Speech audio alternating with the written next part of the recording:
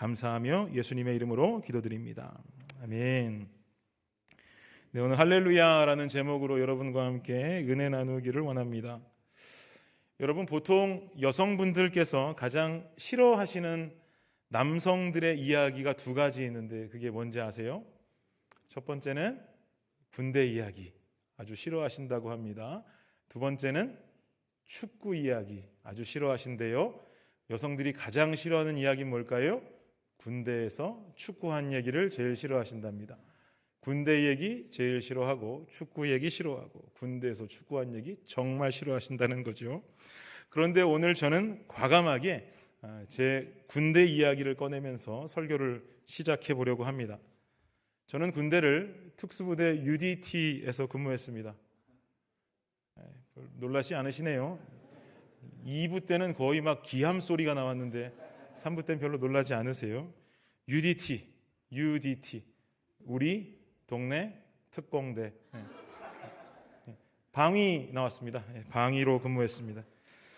현역들은 대한민국을 지켰지만 저는 경기도 분당구에서 분당구청을 지켰습니다. 요즘 방위들을 뭐라고 하죠? 공익근무요원이라고 그러죠. 저는 아주 늦은 나이에 군대를 갔습니다. 대학을 졸업하고 대학원 학기 마지막 학기를 남겨두고 군대 갔으니까 26세 군대를 가게 된 거죠. 제가 방위로 근무하기는 했습니다만 나름대로 제 마음속에 군 시절에 자부심이 한 가지 있는 것은 신병훈련소만큼은 대한민국의 자랑 논산훈련소에서 훈련을 받았다는 것, 나름대로 이게 제 군 생활의 유일한 자랑거리입니다. 2006년도 6월에 제가 논산 신병훈련소에 들어가 보니까 우리 방위병들, 공익근무 요원들은 중대를 따로 나누더라고요. 그냥 방위라는 거 하나만으로도 눈치 보이는데 중대를 따로 나누니까 이거 얼마나 눈치 보이고 좀 창피하던지요. 보통 훈련소에 가니까 아픈 사람들을 구분하기 위해서 철모라고 하죠. 훈련병들이 머리에 쓰는 철모에 표시를 해줍니다. 아픈 사람들은 빨간 색깔 테이프로 십자가를 이렇게 만들어서 옆에 붙여줘요. 얘는 아픈 애입니다. 훈련을 심하게 시키면 안 됩니다라는 표식인 거죠. 그런데 우리 중대원들 중에 철모에 빨간 십자가 안 붙인 애들이 한 명도 없었습니다. 어딘가 아프니까 방위에 오지 않았겠습니까? 방위들은 4주간 신병훈련을 받게 되는데 보통 현역병들은 6주를 받고 아까 우리 밖에서 우리 손원빈 형제 공군 장교 출신이시라는데 14주 받으셨다 그러시더라고요. 근데 방위들은 4주 신병훈련 받습니다. 그렇다고 무시할 수 없는 것은 4주간 모든 훈련을 다 받습니다. 빼놓지 않고 다 받아요. 각계전투도 하고 행군도 하고 교육도 받고 화생방도 받고 수류탄도 던지긴 합니다만 수류탄은 또 이게 희망자만 던지게 합니다. 수류탄도 좀 아까운지 수류탄은 희망자만 던지게 합니다. 참고로 저는 안 던졌어요. 어쨌든 할 거는 다 합니다. 4주 동안. 그러나 다만 환자가 많다 보니까 훈련에서 열어야 되는 인원들이 좀 많다는 것, 이게 다른 것이죠. 제가 중대에서 훈련이 한 4주 중에 반절, 2주 정도 지났을까요? 우리 중대의 중대장님이 우리 중대원들 모두를 모아두고 하셨던 말씀이 좀 기억납니다. 뭐라고 말씀하셨냐면 니들 아픈 거 다 알고 있다. 힘든 것도 알고 있다. 그런데 우리 조금만 더 땀 흘리고 최선을 다하자. 힘들어도 최선을 다하고 열심으로 훈련을 받아야 너희들이 퇴소할 때도 보람이 있고 너희도 너희 스스로가 자랑스러울 것이다 라고 말씀하셨어요. 사실 제가 군대를 늦게 가다 보니까 이 멋진 말을 하신 중대장님과 나이 차이가 그리 많지 않았는데 얼마나 그 말씀을 듣는데 어른스럽게 보이고 멋있게 보이던지 제가 이날 이후로 대한민국 군대의 장교들을 다르게 봅니다. 참 멋있습니다. 그 말씀이 제게 인상 깊게 남아서 남은 기간 열심히 훈련을 받고 퇴소했던 기억이 납니다. 실제로 그렇게 열심히 훈련받고 나오니까 중대장님 말씀처럼이나 진짜 보람이 있고 내 자신이 자랑스러움을 좀 느껴지게 되더라고요. 땀 흘리고 열심으로 과정을 밟아야 마지막도 영광스럽게 마무리할 수 있는 것이죠. 우린 이것을 유종의 미를 거둔다라고 말을 많이 합니다. 오늘 본문이 되는 시편 147편 1절 말씀을 우리 다시 한번 볼까요? 이런 말씀이 쓰여 있는데 함께 읽겠습니다. 시작. 할렐루야. 우리 하나님을 찬양하는 일이 선함이요 찬송하는 일이 아름답고 마땅하도다. 아멘. 지금 1절의 시작이 어떻게 되고 있습니까? 뭐라고 말하면서 1절 시작되나요? 할렐루야라고 외치면서 시작되죠. 그럼 본문 147편 마지막 절인 20절도 한번 보겠습니다. 20절 읽겠습니다. 시작. 그는 어느 민족에게도 이와 같이 행하지 아니하셨나니 그들은 그의 법도를 알지 못하였도다. 할렐루야. 147편 마지막에 뭐라고 외치면서 이 시가 마무리되지요? 할렐루야. 여러분, 할렐루야의 뜻이 뭔지 아십니까? 다들 아실 거라고 생각하지만 설명드리자면 할렐루야는 힐렐이라고 하는 히브리어가 명령형으로 바뀌어진 말이 발전되어서 생긴 말입니다. 힐렐이라고 하는 히브리어는 찬양하다라고 하는 동사거든요. 근데 이게 명령형으로 바뀌면 할렐루라고 바뀝니다. 뜻도 찬양하다가 명령형으로 바뀌니까 찬양하라, 찬양해라라고 하는 명령어로 당연히 바뀌겠죠. 그런데 이 할렐루라고 하는 명령어 동사 뒤에 야라고 하는 말이 붙습니다. 이 야는 우리가 잘 알고 있는 야훼 하나님을 말합니다. 즉 할렐루야라는 말의 뜻은 하나님을 찬양하라라고 하는 명령형 동사입니다. 영어 성경에도 Praise the Lord라고 하면서 아주 정확하게 하나님을 찬양하라라고 하는 명령어로 잘 쓰여져 있죠. 그런데 오늘 우리가 보는 시편 147편은 1절도 할렐루야로 시작했고 20절 마지막도 할렐루야로 마무리가 된단 말입니다. 그야말로 이 147편은 찬양으로 시작해서 찬양으로 마무리가 되는 시이다라고 볼 수 있는 것이죠. 그런데 시편에는요, 이렇게 할렐루야로 시작해서 할렐루야로 끝이 나는 시가 147편 한 편만 있는 게 아닙니다. 시편 146편에서부터 시편 150편까지 총 5편의 시가 모두 시작하는 1절에 할렐루야로 시작을 하고 마지막에 할렐루야로 마무리가 되는 시들입니다. 그래서 이 5편의 시편을 묶어서 뭐라고 부르냐 하니까 할렐루야 시편이다라고 부릅니다. 할렐루야로 시작해서 할렐루야로 끝이 난다. 여러분, 저는요, 이것이 우리의 인생이 되기를 원합니다. 우리의 인생의 시작이 할렐루야로 시작하고 아직 다가오지 않은 우리의 마지막 날에도 할렐루야로 생을 우리가 마감할 수 있다고 한다면 우리의 인생이 이보다 더 값지고 이보다 더 멋질 수 있겠냐 하는 생각이 듭니다. 여러분, 그렇게 동의하십니까? 그런데 여러분, 이사야서 43장 21절을 보면 여러분 잘 아시는 말씀이 한 구절 나오는데요, 한번 읽어보겠습니다. 시작. 이 백성은 내가 나를 위하여 지었나니 나를 찬송하게 하려 함이니라. 아멘. 지금 이 이사야서 말씀을 통해서 우리가 알 수 있는 중요한 사실 한 가지는 우리의 인생이 알고 보니까 할렐루야로 시작할 수밖에 없도록 하나님이 우리를 만드셨다라는 사실을 알 수 있습니다. 내 인생의 시작점의 할렐루야는 내 의지와 관계없이 주님이 주신 은혜요 선물이란 말이죠. 이 백성은 내가 나를 위해 지었나니 나의 찬송을 부르려고 만들었다, 이 말입니다. 여기서 내 인생의 시작이라는 말은 내가 태어난 나의 생일, 그때를 말할 수도 있겠지만 내가 예수 그리스도를 믿고 영접하고 거듭남을 경험한 그때를 말할 수도 있겠습니다. 시점이야 어떻든지 간에 내 인생의 시작은 할렐루야가 맞습니다. 우린 그렇게 살기 위해 지음받은 존재들이란 말입니다. 그럼 우리가 아직까지 경험해보지 못한 시점이 하나가 남게 되죠.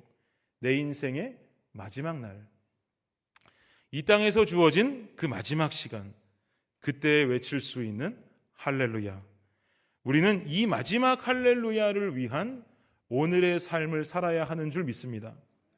그럼 내 인생의 마지막 날 외칠 수 있는 그 할렐루야가 영광의 할렐루야가 되기 위해서 오늘을 살아가는 나의 삶은 어떤 모습으로 살아가야 할 것일까요? 제가 논산훈련소에 있을 때 우리 중대장님께서 해주신 이야기, 우리 조금만 더 땀 흘리자. 아픈 거 안다. 힘든 것 안다. 그러나 최선을 다하자. 힘들어도 최선 다하고 열심히 해야 너희가 퇴소할 때 보람 있고 너희 자신이 자랑스러울 것이다 라고 말씀하셨는데, 이와 같이 우리 인생의 마지막 날에 할렐루야가 영광스럽기 위해서는 오늘을 살아가는 우리의 삶 또한 어때야 된단 말입니까? 주님을 찬양하는 할렐루야의 삶이 되어야 할 줄 믿습니다. 우리의 삶 속에 할렐루야가 연속되어질 때 우리의 인생 마지막 끝자락에 나지막히 외칠 수 있는 영광스러운 할렐루야가 존재할 수 있단 말이죠. 그럼 오늘의 주어진 삶 속에 어떻게 우리는 할렐루야의 삶을 살아갈 수가 있을까요? 저는 오늘 두 가지로 여러분과 함께 나누기를 원합니다. 첫 번째는 나를 아시는 하나님을 기억해야 합니다. 시편 147편 4절 말씀 함께 한번 보겠습니다. 함께 읽을까요? 시작. 그가 별들의 수요를 세시고 그것들을 다 이름대로 부르시는도다. 아멘. 별들의 수요를 세신다는 말은 하늘에 있는 별들의 숫자를 세신다는 말입니다. 이 말은 하늘에 떠 있는 별들의 숫자를 헤아린다, 별들의 수를 계수하신다 정도로만 이해해서는 안 됩니다. 이 말씀에서 센다라고 해석이 되는 히브리어는 모네라고 하는 단어가 사용되는데, 이 단어가 가지고 있는 의미는요, 그냥 단순히 세다, 계수하다라는 의미도 물론 있지만 좀 더 자세히 살펴보면 이 단어가 가지고 있는 뜻이 뭐냐면요, 알다, 지정하다라는 뜻을 가지고 있습니다. 알다, 지정하다. 즉 하나님이라는 존재는 하늘의 수많은 별들을 세실 수 있지만 더 중요한 것은 그 별들을 아시고 지정하는 분이라는 것이죠. 그리고 하반절에 덧붙여 말하기를 그것들을 다 어떻게 하신답니까? 이름대로 부르시는도다. 별들의 개수를 아시는 것뿐만 아니라 그 별들을 지정하고 알고 하는 존재라면 그 별들이 가지고 있는 이름 당연히 알 수 있는 것이겠죠. 간혹 우리 교회 성도님들이요, 저희 집 넷째 이라를 보고 하리라고 부르시는 분들이 참 많습니다. 반대로 하리를 보고 이라라고 부르는 분들도 참 많아요. 간혹 일어나는 일이 아니라 수차례 일어나는 일입니다. 어떤 성도님은 마음이 보고 믿음이라고 부르시는 분도 계시고, 어떤 분은 하리면 하리고 이라면 이란데 하리와 이라를 합쳐서 하라라고 부르는 분도 계십니다. 그리고 중요한 건 저희 집 막내 하리가 딸이거든요. 아들인 줄 아시는 분들이 너무 많아요. 제가 부인할 수 없는 건 아들처럼 생기긴 했습니다. 그래서 부인할 수는 없는데, 제가 하루는 우리 교회에서 제 딸 하리를 이렇게 안고 있는데 지나가시다가 한 어르신께서 발걸음을 멈추시고 우리 집 막내 하리를 한참 동안 이렇게 바라보십니다. 그래서 저도 멈춰섰죠. 그랬더니 이 어른께서 하시는 말씀이 이렇게 말씀하시는 거예요. 이 집에 아들이 하나 있다더니만 허허허허허. 무슨 말씀입니까? 네가 그 아들이구나 라는 말씀이죠. 이렇게 확신에 차서 웃고 계신데 제가 거기에 대고 딸입니다 라고 할 수 없어서 그냥 저도 조용히 허허허허 웃었습니다. 근데 거기서 끝났으면 좋았을 뻔했는데 이어서 우리 하리의 손을 꼭 붙잡고 말씀하시기를 너도 커서 아빠처럼 목사님 될 거야 그러시더라고요. 그래서 저도 할 말이 없어서 허허허허 웃고 말았습니다. 여자아이를 남자아이로 오해할 수 있죠. 아이들 이름을 하리이라 섞어서 하라라고 섞어 부를 수 있습니다. 또 다른 이름 부르고 할 수 있습니다. 그러나 이 세상에 어떤 사람들이 오해하고 잘못 이름을 부르고 성별을 모른다 할지라도 저랑 아내만큼은 그럴 일이 당연히 없겠죠. 물론 헷갈리긴 합니다. 하지만 2초 3초 조금만 더 생각하면 정확한 이름 부를 수 있습니다. 내가 낳은 내 아이니까, 내 자녀인데 어떻게 내 자녀의 이름을 모를 수가 있겠습니까? 내 자녀의 성별이 남자인지 여자인지 어떻게 모를 수가 있겠습니까? 내 자녀의 이름도 알고 성별도 알고 성향도 아는 것이 부모의 마음이죠. 바로 이게 모네입니다. 아는 것, 지정하는 것, 숫자만 셀 수 있는 게 아니라 그 사람을 알고 있는 것이란 말이죠. 우리 성도 간에도 그럴 수 있습니다. 우리도요, 서로 모르고 틀릴 수 있을지 몰라요. 이름이 저 집사님 이름 뭐였더라, 저 권사님 성함이 뭐였더라 헷갈릴 수 있습니다. 그런데 하나님은 우리의 이름을 모조리 다 알고 계십니다. 왜요? 저와 아내가 우리 아이들의 이름을 알고 있는 것처럼 모네, 하나님께서는 나라고 하는 존재의 창조주이신데, 그리고 그분은 전능하신 하나님인데 우리의 이름을 모르실 리가 없지요. 우리가 누구인지 어떤 성향을 가지고 있는지 주님이 모르실 리는 전혀 없습니다. 전도서 12장 1절에 이런 말씀 나옵니다. 읽어볼까요? 시작. 너는 청년의 때에 너의 창조주를 기억하라. 곧 곤고한 날이 이르기 전에 나는 아무 낙이 없다고 하래들이 가깝기 전에. 청년의 때에 창조주를 기억하라고 합니다. 곤고한 날이 이르기 전, 청년의 때라고 하니까 청년들에게만 국한된 이야기가 아닙니다. 공고한 날이 이르기 전, 인생의 노년이 오기 그 전까지의 인생의 과정을 이야기한다고 볼 수 있죠. 우리의 삶이 진행되는 인생의 과정 속에 전도서 기자는 뭐라고 명령합니까? 너의 창조주를 기억하라. 전도서 저자는요, 이 말씀에 표현하기를 하나님이라고 표현할 수도 있는 것을 굳이 창조주다라고 말씀합니다. 나를 만드신 분, 나의 이름을 알고 계시고 그만큼 나를 사랑하시는 그 창조주 하나님의 존재를 어떻게 하라고요? 기억하라라는 말입니다. 잊지 말아라. 여러분, 살다 보면은요, 우리 인생에 할렐루야를 외치지 못하도록 방해하는 요소들이 얼마나 많습니까? 이국만리에 살아가면서 나 홀로 외로울 때 있고요, 힘들 때 있고요, 어떤 위로함도 느끼지 못한 채 하루하루 힘겹게 살아가는 분들이 있으시죠. 더군다나 하나님마저 모른다면 더욱 힘든 삶을 살아가실 것입니다. 이런 분들께 어떻게 할렐루야를 의지하십시오, 할렐루야를 외치십시오라고 그들의 삶 속에 할렐루야를 기대할 수 있겠습니까? 그 사람에게 있어서 할렐루야는 사치이겠죠. 그러나 만약 그 사람이 하나님을 믿는 자라면, 주님을 믿고 의지할 수 있는 신앙인이라고 한다면 그 사람에게 있어서 할렐루야는 인생 속의 사치가 아니라 위로가 될 줄 믿습니다. 말씀 한 구절 보겠습니다. 139편 2절에서 5절 말씀 읽겠습니다. 시작. 주께서 내가 앉고 일어섬을 아시고 멀리서도 나의 생각을 밝히 아시오며 나의 모든 길과 내가 눕는 것을 살펴보셨으므로 나의 모든 행위를 익히 아시오니 여호와여, 내 혀의 말을 알지 못하시는 것이 하나도 없으시니이다. 주께서 나의 앞뒤를 둘러싸시고 내게 안수하셨나이다. 여러분, 그렇게 믿으십니까? 하나님의 모습입니다. 자녀들의 숫자만 헤아리시는 분이 하나님 아닙니다. 우리의 숫자만 알고 있는 분 하나님 아닙니다. 모네, 우리 개개인을 알고 계시고요, 이름도 기억하시는 분입니다. 139편에 뭐라고 말했습니까? 나의 앉고 일어섬을 아십니다. 나의 생각을 아십니다. 나의 가는 길과 내가 눕는 것, 나의 모든 행위를 익히 알고 계신 분이 바로 하나님이십니다. 내 혀의 말을 알고 계시고 나의 앞과 뒤를 둘러싸시고 나를 돌보시는 분이 바로 하나님이신 줄을 믿으시기 바랍니다. 이 모네 하나님을 기억함으로 말미암아 내 인생에 어떠한 순간이 찾아온다 할지라도 우리는 그 인생 중에 힘찬 할렐루야를 외칠 수 있는 저와 여러분이 되시기를 예수님의 이름으로 축복합니다. 오늘 주어진 삶 속에 어떻게 우리는 할렐루야의 삶을 살아갈까? 두 번째는요, 나를 이끄시는 하나님을 기억할 수 있어야 합니다. 오늘 본문으로 채택한 147편 8절 말씀 한번 볼까요? 읽겠습니다. 시작. 그가 구름으로 하늘을,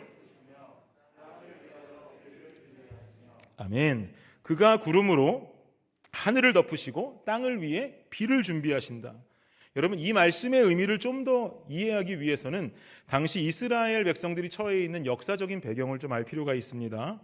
지금 본문의 시편이 불리워지고 있는 이스라엘 역사의 배경은 포로 귀환 시대 속에 있습니다. 147편 2절 3절을 보십시오. 한번 읽을까요? 시작. 여호와께서 예루살렘을 세우시며 이스라엘의 흩어진 자들을 모으시며 상심한 자들을 고치시며 그들의 상처를 싸매시는도다. 여호와께서 예루살렘을 세우셨단 말은 포로가 귀환되어서 페르시아 제국으로부터 포로 귀환되어서 성전을 재건하게 되죠. 그것을 말한다고 주석은 말합니다. 그리고 흩어진 자들을 모으시고 상심한 자들을 고치셨다.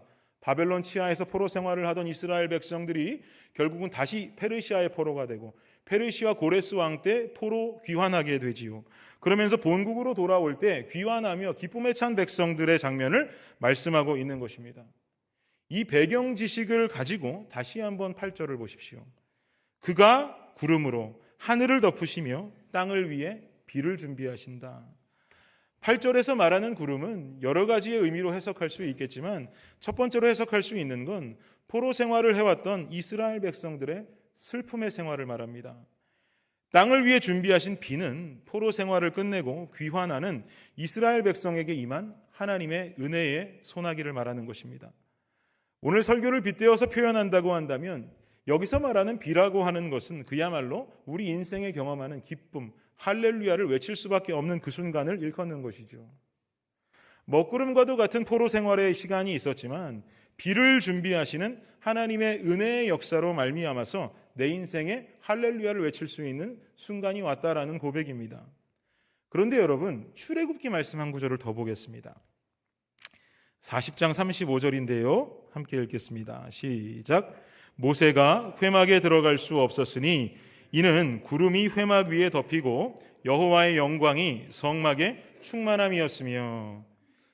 출애굽기를 비롯한 이 구약 성서 전체에서 말하는 구름의 의미가 한 가지 더 있습니다. 구름의 의미가 뭐냐 하면 바로 하나님의 영광스러운 임재를 가리킵니다. 결국 8절에 나오는 구름은요, 이스라엘 포로 생활 기간 동안 이스라엘 백성들이 경험한 그들의 삶의 애환을 먹구름과 같이 표현함과 동시에 하나님의 영광스러운 임재 또한 상징하고 있다는 말입니다. 그래서 저는 이 8절의 구름이 담고 있는 두 가지의 의미를 합해서 좀 이렇게 해석하면 좋겠습니다. 인생의 먹구름은 구름 속에 임재하시는 하나님을 만남으로 거치게 된다. 여러분 이해가 되십니까? 인생의 먹구름은 구름 속에 임재하시는 하나님을 만남으로 거치게 될 것입니다. 우리 인생에 찾아온 먹구름의 순간에 우리가 해야 할 것은 우리 삶에 임재하시는 하나님을 만나는 일인 줄을 믿습니다. 그 임재하시는 주님을 만날 때 내 인생의 먹구름 속에서도 우리는 무엇을 외칠 수 있을까요? 할렐루야를 외칠 수 있는 모습이 되는 것이죠. 출애굽기 40장 36절 37절 말씀 한번 읽어보겠습니다. 시작. 구름이 성막 위에서 떠오를 때에는 이스라엘 자손이 그 모든 행진하는 길에 앞으로 나아갔고 구름이 떠오르지 않을 때에는 떠오르는 날까지 나아가지 아니하였으며. 저는 이 말씀이 아까 읽었던 35절 말씀보다 더 중요하다고 생각하는데요. 여러분 이 말씀에 따르면은요, 이스라엘 민족이 구름을 이끌고 가는 것입니까? 아니면 구름이 이스라엘 민족을 이끌고 가는 것입니까? 구름이 이스라엘 민족을 이끌고 가는 이야기가 좀 쓰여 있는 것이죠. 결국 우리네 삶도 마찬가지입니다. 내가 가는 길에 주님이 쫓아오는 삶을 살아야 됩니까? 아니면 주님이 이끄시는 길에 내가 따르는 삶을 살아야 됩니까? 이건 뭐 두말하면 잔소리죠. 주님께서 앞장서 가시는 길에 우리가 그 길을 따르는 자들이 되는 것이 바로 건강한 신앙인의 모습입니다. 그런데 세상에는 이거 반대로 사는 신앙인들도 참 많습니다. 주님, 제가 갈 테니까 따라오세요. 제가 다 정해놨습니다. 제가 갈 길을 정하고 주님께서 응답해 주십시오. 통과시켜 주십시오. 여기에 주님께서 응답해 주셔야 길이 열립니다 라고 하면서 내가 갈 길 다 정해두고 주님 따라오세요. 갑니다. 요이 땅 하는 신앙인들도 많다는 이야기예요. 그러나 성경 속에서 우리에게 말하는 진리는 그와 반대라는 겁니다. 주님이 가십니다. 그러면 우리는 그 구름을 따라 영광스러운 하나님의 임재를 경험하며 삶을 살아가야 하는 것이지요. 그렇다면 이렇게 살아가야 되는 우리의 삶일 것인데 어떻게 해야 이 길이 과연 주님이 가시는 길이고 주님이 이끄는 길이신 줄을 알 수가 있을까요? 요한복음 15장 7절 말씀을 한번 보십시오. 여러분 잘 아시는 말씀인데 함께 읽겠습니다. 시작. 너희가 내 안에 거하고 내 말이 너희 안에 거하면 무엇이든지 원하는 대로 구하라. 그리하면 이루리라. 여러분 어떻게 해야 주님 이끄시는 길을 알 수 있을까요? 요한복음 15장에서 제시하는 방법은요 아주 단순합니다. 뭡니까? 주님께 구하고 말씀 안에 응답을 찾는 것입니다. 주님이 이끄시는 그 길은요 우리 삶의 기도와 말씀을 통해 얻어낼 수가 있습니다. 그래서 우리 신앙생활 속에 제일 중요한 건 뭔지 아십니까? 우리의 기도하는 삶과 말씀을 대하는 삶이 함께 병행되어져야 하는 것입니다. 이래야 건강한 주님의 이끄심을 알 수가 있는 것이죠. 그런데 삶의 기도만 하고 말씀이 없다면 이 사람은 어떤 사람이 될까요? 입은 열려 있지만 귀는 닫혀 있는 신앙생활을 하는 사람이 되겠죠. 반대로 기도가 없이 말씀만 살아있는 삶을 산다면 입은 닫혀 있고 귀만 열어둔 삶이 되는 것입니다. 그래서 신앙생활에 있어서 말씀 없이 기도만 하시는 분들은요 자꾸 다른 곳에서 하나님의 뜻을 찾기 원하실 때가 많습니다. 직통 계시를 원하신다든지 아니면 하나님 응답을 잘 알려주는 용한 기독교인이 있다고 거기 가서 응답을 바라신다든지 하는, 말은 기독교인데 행동은 무속신앙과 같이 예수님 믿는 분들도 계세요.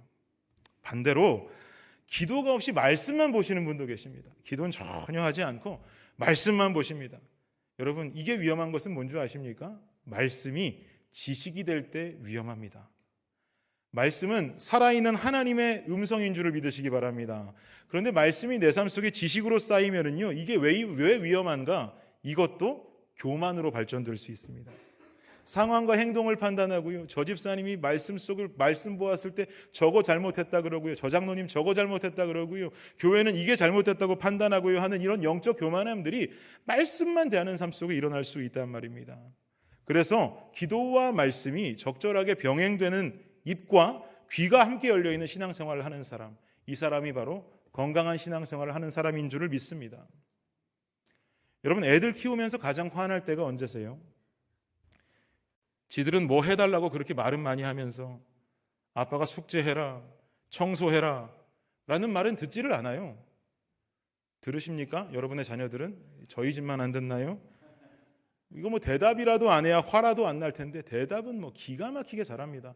숙제해? 네. 해요? 안 합니다. 씻어? 네. 그러고 안 씻어요. 참 기가 막힙니다. 이게 정말 답답하죠. 이게 무슨 모습입니까? 입은 열렸는데 귀는 닫혀있는 아주 전형적인 케이스 아닙니까? 해달라는 건 많은데 귀는 안 열려갖고 듣지를 않아요. 그러니까 아빠 엄마가 시키는 대로 살지를 못하죠. 근데 생각해보면요, 여러분 잘 생각해보시면 이게 애들만 그런 게 아니더라고요. 웬만해서는 끝나지 않는 이 코로나 시국으로 인해서 우리 대한민국의 남편들, 자랑스러운 대한민국의 삼식이들로 살아가시는 분들 얼마나 많습니까? 삼식이 뭔 줄 아시죠? 집에서 삼시세끼 다 드시는 분들을 요즘 여성분들이 삼식이라고 하신대요. 집에서 밥 달라, 과일 깎아달라 말은 많이 하시는데 아내가 나가서 잔디 좀 깎아라, 쓰레기 좀 버려라, 설거지 좀 해라 그러면 대답은 또 기가 막히게 하신답니다. 알았어. 근데 좀처럼 움직이지를 않는다. 내 남편이 동상처럼 보일 때가 있다라고 말씀하시는 이야기를 들을 때가 있어요. 여러분 또 괜히 오늘 예배드리고 집에 가셔서 설교 내용 가지고 남편들 바가지 긁지는 마십시오. 입만 열지 말고 귀 좀 열어라 이런 얘기 하시면 안 됩니다. 이게 곤란합니다. 설교를 잘 이해하셔야 돼요. 오늘 안 그래도 파더스데이인데 그러면 안 되겠죠. 실제로 밝혀진 연구 결과를 보면은요, 제가 이거 중요한 사실 하나 알려드릴게요. 실제 밝혀진 연구 결과를 보면 남성들이 여성들에 비해서 귀가 잘 안 들린답니다. 이 실제 연구 결과래요. 남성들 귀가 잘 안 들린대요. 여러분 생각해 보세요. 보통 잠을 자다가 아이가 깨요. 아이가 깨서 징징 우는 소리를 내면 여러분 가정은 엄마가 일어나십니까? 아빠가 일어나십니까? 보통의 가정은 엄마가 일어나요. 보통은 엄마가 일어납니다. 이거요, 여러분. 아빠가 애 우는 소리를 들었는데 못 들은 척하고 자는 척하고 있는 게 아니랍니다. 연구 결과 아이가 징징거리는 소리의 주파수의 영역대가 남성의 귀에 잘 들리지가 않는데요. 그래서 못 일어나는 거랍니다. 그래서 못 일어나는 거니까 괜히 발로 차고 왜 안 일어나냐고 화낼 필요가 없는 거죠. 그런데 여러분 생각해 보십시오. 우리 남편들 주무시다가도 밖에 자동차 경보음이 울리면 어떻게 합니까? 귀신같이 일어납니다. 삐어삐어 거리는 순간 귀신같이 일어나죠. 벌떡 일어납니다. 듣기만 하는 게 아닙니다. 이 경보음이 내 차인지 옆집 차인지 앞집 차인지 기가 막히게 알아냅니다. 그 정도의 주파수는 돼야 남성의 귀에 들린다고 그러더라고요. 그러니까 이해해 주셔야 됩니다. 오늘 파더스데이 우리 남편들을 잘 이해할 수 있는 여러분이 되시기를 예수님의 이름으로 축복합니다. 무슨 말이에요? 입과 귀가 함께 열려야 돼요. 주님 앞에 내가 입을 벌려 기도하는 삶, 그리고 귀를 열고 말씀을 통해 하나님의 응답을 찾아가는 이 삶을 병행해야만이 하나님의 이끄심을 알 수 있고 따를 수 있다는 거죠. 아주 단순한 원리인데 이렇게 살기가 쉽지 않습니다. 너무 어려워요. 그러나 말씀드렸지요. 내 인생의 과정이 힘들어도 견뎌내고 최선을 다하면서 살아갈 때 그 마지막에 누리는 영광이 있다는 것을 믿으시기 바랍니다. 내 인생의 과정이 어떤 상황 속에서도 할렐루야를 외칠 수 있어야 내 인생 마지막에도 할렐루야를 외칠 수 있다는 것을 기억할 수 있어야 하는 것입니다. 내 삶에 임재하셔서 당신의 길로 인도하시는, 끊임없이 말씀하시고 우리의 음성 듣기 원하시는 하나님의 이끄심을 따라가는 저와 여러분이 되시기를 예수님의 이름으로 축복합니다. 여러분 결론을 맺겠습니다. 자, 결론을 맺겠습니다. 그러면 다들 이제 끝나겠구나 하시지만 제 설교의 특징은 결론이 제일 깁니다. 잘 집중하십시오. 저는 성경 속에서 어떤 상황을 만나도 하나님을 찬양했던 인물 한 명을 꼽으라고 한다면 여러분 다들 각자 꼽으시는 인물이 있으시겠지만 저는 대번에 다윗이 생각납니다. 사울 왕에게 쫓겨다니면서도 동굴 속으로 들어가서 하나님을 찬양했던 사람이 여러분 다윗 아닙니까? 그 내용이 시편 57편에 고스란히 쓰여 있죠. 열왕기상 2장에 보면은요, 다윗이 젊은 시절을 다 지내고 노쇠하게 되었을 때 자신의 왕위를 이어받을 솔로몬을 불러서 유언하는 장면이 나옵니다. 열왕기상 2장 2절 3절 말씀 한번 볼게요. 함께 읽겠습니다. 시작. 내가 이제 세상 모든 사람이 가는 길로 가게 되었노니 너는 힘써 대장부가 되고 내 하나님 여호와의 명령을 지켜 그 길로 행하여 그 법률과 계명과 율례와 증거를 모세의 율법에 기록된 대로 지키라. 그리하면 내가 무엇을 하든지 어디로 가든지 형통할지라. 아멘. 여러분 이거 무슨 말입니까? 내가 이제 죽을 때가 되었다. 사랑하는 아들 솔로몬아, 뭐 말 다윗이 길게 했습니다만 이거 한마디로 줄이면 이겁니다. 하나님 말씀대로 살아라. 하나님 말씀대로 살아라라고 하는 다윗의 마지막 유언이죠. 여러분 이 유언 너무 멋있지 않습니까? 왕이 왕에게 하는 유언이라면 얘야 나라는 이렇게 다스려야 한다. 민심이 흉흉할 때는 이렇게 해결해야 된다. 전쟁이 일어나면 이런 전략 저런 전략이 있으니 전쟁에 잘 임해야 한다. 여러분 이런 유언을 해야 왕다운 것 아닐까요? 그런데 다윗 왕의 유언은요, 일반적인 왕의 유언과는 다르게 솔로몬 사랑하는 아들아 하나님의 말씀 따르는 자가 되라. 이게 유언입니다. 그렇게 하나님 말씀 따르는 자가 되면 3절 마지막에 어떤 복이 따른다고 합니까? 네가 무엇을 하든지 어디로 가든지 뭐라고요? 형통할지라. 여러분 이 말씀 잘 이해하셔야 되는 것이 형통한다고 하니까 부자 되나봐, 높은 자리 오르나봐, 명예로워지나봐, 축복을 받나봐라고 해석하면 곤란합니다. 이어지는 4절을 보면 이 형통의 의미가 아주 정확하게 나와 있는데요. 4절 봅시다. 시작. 여호와께서 내 일에 대하여 말씀하시기를 만일 내 자손들이 그들의 길을 삼가 마음을 다하고 성품을 다하여 진실이 내 앞에서 행하면 이스라엘 왕위에 오를 사람이 내게서 끊어지지 아니하리라 하신 말씀을 확실히 이루게 하시리라. 아멘. 여러분 이 말씀이 뭐냐면은요, 앞으로 다윗의 왕조가 이스라엘 역사 속에서 끊어지지 않을 것이다라는 것을 하나님께서 약속하신 이야기를 하는 겁니다. 실제로 솔로몬 이후에 남유다와 북이스라엘로 나라가 나뉘게 되죠. 그런데요, 북이스라엘은 자기네들끼리 왕들이 반란을 일으키고 정말 그야말로 개판처럼 북이스라엘이 흘러가지만 남유다는요, 위기가 있다 할지라도 신기한 건 다윗의 왕조가 끊이지를 않습니다. 계속 다윗의 자손들로 그 왕위가 계승돼요. 중간에 물론 위기는 있습니다만 그때 그 위기도 잘 넘어가서 결국은 다윗의 왕조가 연결되어지다가 결국 그 마지막에 신약에 예수 그리스도가 옴으로써 다윗의 왕조가 마무리되게 되는 거죠. 이 약속을 하나님께서 지켜주신다는 말을 다윗이 말하고 있는 것입니다. 여러분 3절에서 말씀하고 있는 형통함의 복은요, 부자 되는 거 아니고요, 명예로워지는 건 아닙니다. 여기 형통함의 복은요 바로 책임지시는 복입니다. 책임지시는 복. 다윗의 왕조를 책임지셨던 그 하나님, 내가 너를 형통하게 하리라는 말은 자녀된 우리를 책임지신다라고 하는 아버지의 약속인 것입니다. 사랑하는 여러분, 우리 인생의 어떤 상황에도 하나님을 찬양하는 할렐루야의 삶을 살아갈 때 우리에게 임하는 형통함은 그 다른 어떤 것도 아니고 어떤 상황에도 나를 책임지시고 나를 지키시는 하나님의 복인 줄을 믿으시기 바랍니다. 제가 한국에서 대학 다닐 때요, 마음이 맞는 음악 전공한 친구들이 있었는데 이 친구들과 함께 오페라단을 만들었어요. 학생들이 아무리 음악 전공했다고 오페라단 만드는 건 이거 말도 안 되는 일입니다. 뭐 법인단체 얘기를 합니까? 재정이 있습니까?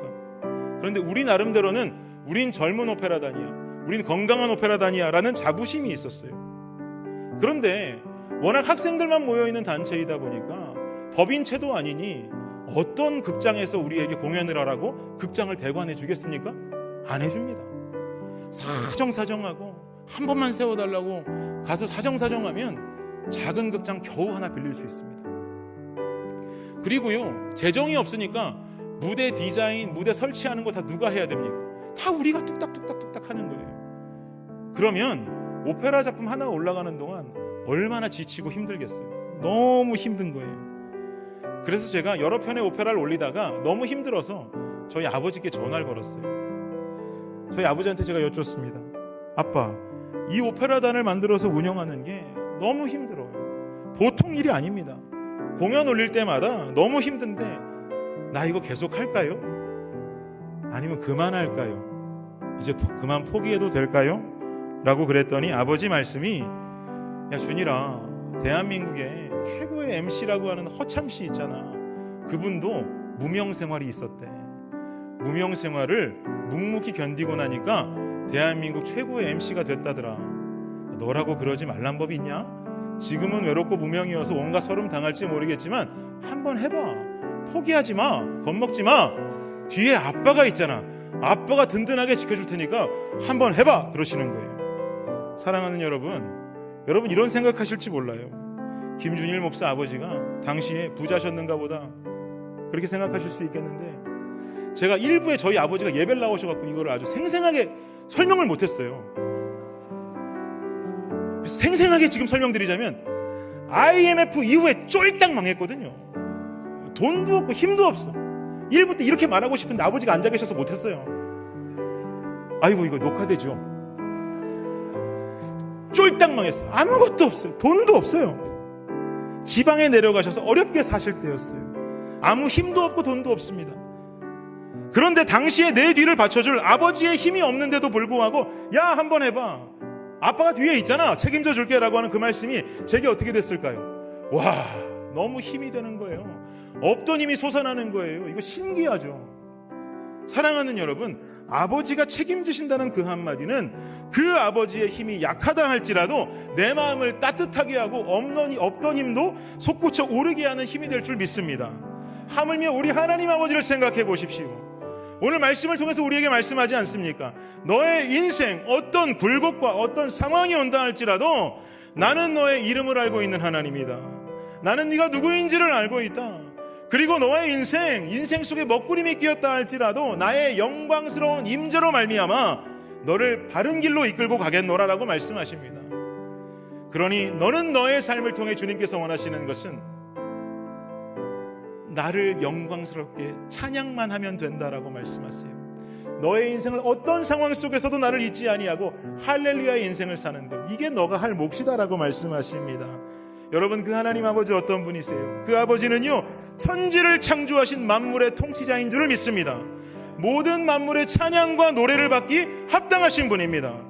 보잘것없는 나를 위해서 온갖 수모를 다 견디고 끝내 십자가에 달리셔서 피 흘려 죽으시고 3일 만에 부활하신 전능하신 하나님이신 줄을 믿으시기 바랍니다. 그분이 말씀하십니다. 너의 삶이 어떤 상황에도, 어떤 상황에 있다 할지라도 나의 이름을 높이는 삶을 살아갈 때 너의 인생은 내가 책임지겠노라. 그저 내 평생에 주님의 이름을 높이고 어느 곳에서든지 그 하나님을 할렐루야로 높이며 살아가시는 우리 인생 마지막 날 영광스럽게 주님 천국 갑니다 할렐루야 라고 외칠 수 있는 인생을 살아가는 저와 여러분이 되시기를 예수 그리스도의 이름으로 축복합니다. 이 시간에 찬양 한 곡 함께 부르고 결단의 기도를 드리도록 하겠습니다. 이 찬양 함께 부르실 때